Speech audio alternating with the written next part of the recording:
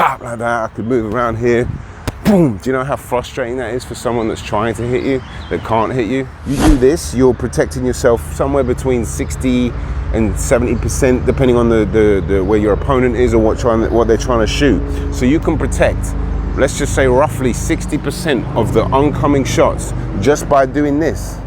But you want to do this where you can protect 0% of it. Hello guys, good morning. I hope everyone is doing well today. Thank you very much for tuning in. I really appreciate it. I hope you can see me. It's still quite bright and early in the morning here. You can hear the birds tweeting. The sun hasn't quite kicked over yet, but we're going to move it on anyway because I've got a lovely video for you today. We're going to be talking about the 3 extremely, or the most important things that you, the boxer, whether you're learning from an amateur or whether you've learned a little bit, to really focus on and understand just how important these things are to help you get so much better and help you improve your game. And if you're disciplined with them, you will be a much better boxer immediately, and you will likely be better than most. Let's go. I made a short video about this yesterday, and I woke up this morning. I wasn't sure what videos I was going to make. It was going to be either on defensive responsibility, which is coming up soon, which I've got, obviously, shout out to anyone that's been requesting videos. I've got the agility ladder video coming soon, probably in a few days. I've got to shoot that. I'm just trying to get it together now. I did a short video for that a few days ago, but the agility ladder video is coming. But I thought I wanted to really drill home the importance of having a good jab, keeping your hands up, and having good footwork. I'm going to get into those individually because this channel is for beginners. I do tend to drift from beginners to a quite high level, specifically when it comes to striking and punching.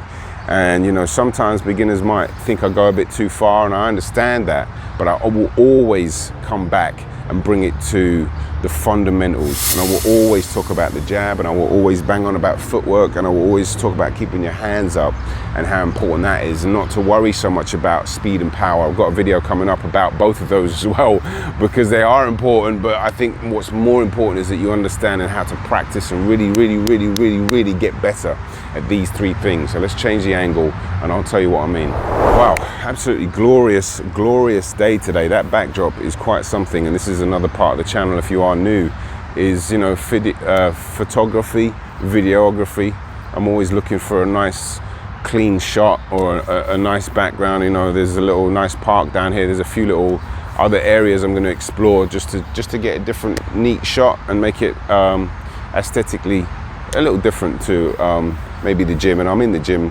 I'll be in the gym later today to get some footage, and I'm making a video on the left hook as well. I'm going to revisit that and help you guys understand how you can get your hooks a lot better, a lot quicker. But this video isn't about that. This video is about the 3 things that you can do right now to get better. Now, I say immediately, now if you focus on these things, right, especially keeping your hands up and a good jab, you're not going to get good footwork overnight.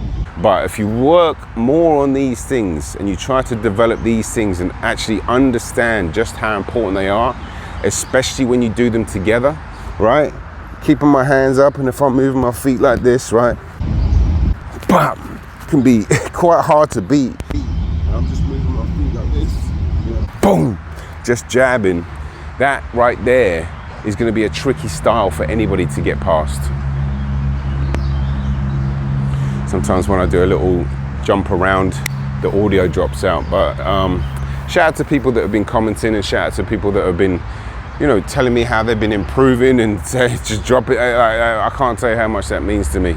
Keep going, because that's my goal, is to get people as good as they possibly can. But let's talk about the jab, right? What you need to do to get a quote unquote good jab. Well, it's just got to be consistent, right? What do I mean by that?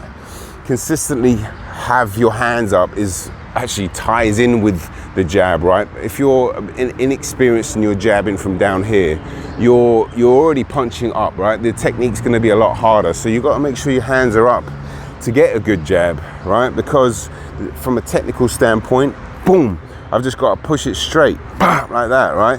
As opposed to from down here, as opposed to from out here. It's going to be a little bit harder for you to get that consistency, and it's not a good place to do. You're going to pick up bad habits. So keeping your hands up will help you get a good jab. So those two things right there are kind of synonymous with this video, because like I said, to get a good jab, you need to punch from the chin. And also, you don't want any punch tails, right?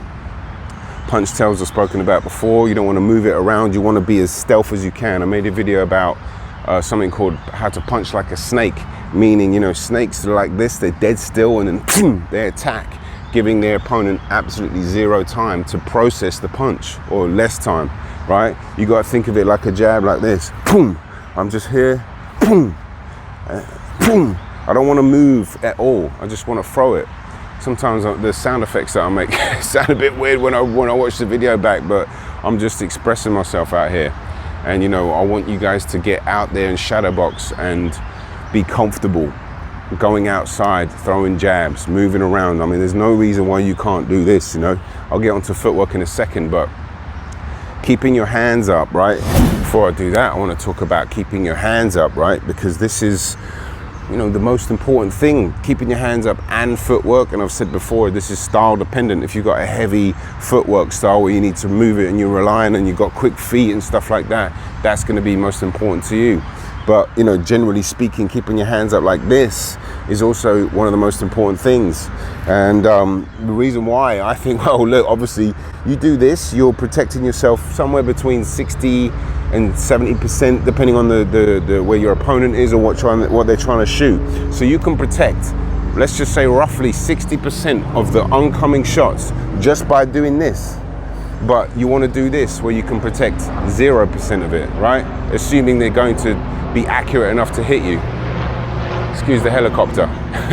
So just by doing this, you've just increased your chances to protect your chin by somewhere between 55 and 70%. You know, as I said, it's going to depend on what angle you're coming from. But if I'm turning like this, and I'm turning like this, and I'm moving my feet at the same time with my hands up, your percentage goes up, still going up, right? And if I'm moving like this and someone's coming in, boom, I'll throw a jab, and your percentage goes up. So you're just protecting yourself, you know. If you can time the jab correctly. Yeah, obviously you can get countered with jabs, I'm aware of that, but I'm just saying this is how powerful these three things are together. But you just have to be disciplined with them. That's the key word here. Discipline with keeping your hands up, discipline with bringing that jab right back to your chin, discipline with, you know, trying to work on your footwork and not making too many mistakes with it. And I'll change the angle in a second and try to give you some pointers on how to get better footwork. I've made a lot of videos on footwork, and I will continue to do, because it is really important. But back here, and a good stance, obviously I talk about that a lot. I will never stop talking about that. That's really important, but I didn't want to bring in, you know, 4 and 5 and 4 and 5. I wanted to keep it simple, just to give you something to work on, guys, you know, because hands up right here, I'm moving, my hands are right here, yeah, bah, here, bah, bah.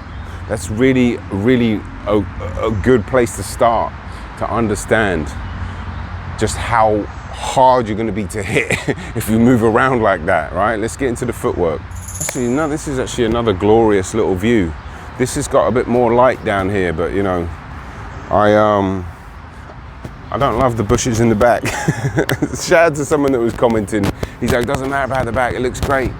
And I'm like, you know what, I appreciate all the comments you guys have been leaving, but you know, I'm very particular when it comes to aesthetics. But nonetheless, I'm sure you didn't want to listen to that. You want to talk about footwork, right? Again, I can only stress keeping the footwork simple, right? Keep a good balance. Keep your base at all times.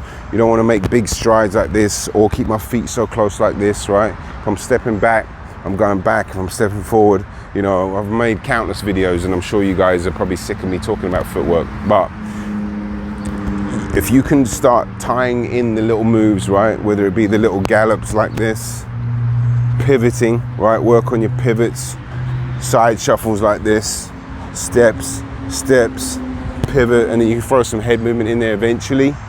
I mean, that's a great place to start. Work on that, work on your footwork, get out there, shadow box. See, shadow boxing, you don't have to get out there and throw your hands, because I know people have to get past the mental side of being outside and what people think, stuff like that. I get it.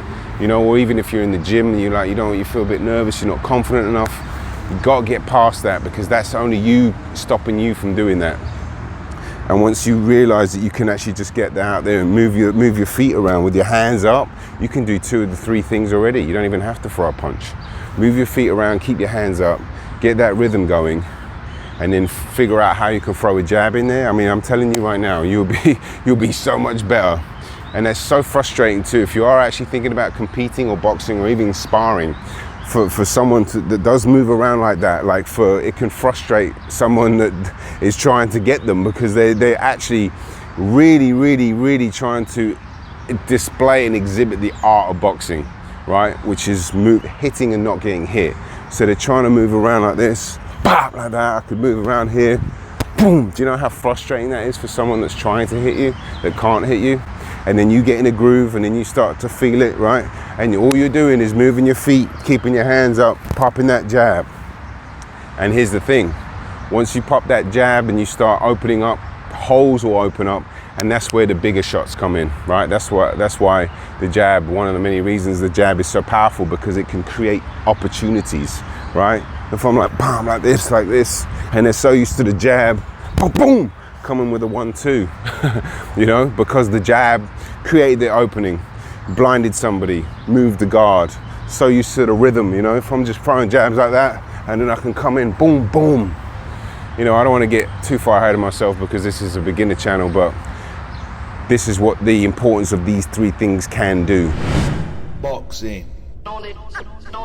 Anyway, that is it today. I'm trying to make these videos roughly about 8 to 10 minutes, so the information is more digestible, because I do ramble on a bit and I love it. You know, it's just, I was so passionate about the sport that I look around and the video's like almost 20 minutes long. I mean, those head movement videos I made were like 20, 30 minutes long. I didn't mean them to be that long at all. So I'm just trying to get these done, you know, in a good time, and, you know, put the necessary editing in there when I need to, and get the information, the right information, as clear and concise as I possibly can.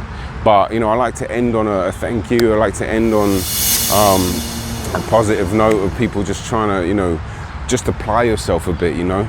It's no good watching the video, not no good, it's very good, but just like you're taking in the information, obviously. Let me take that back, it is good watching the video. What I'm trying to say is, if you're just watching videos and you're not actually out there practicing and trying to apply yourself, that information is gonna, over time, just be lost.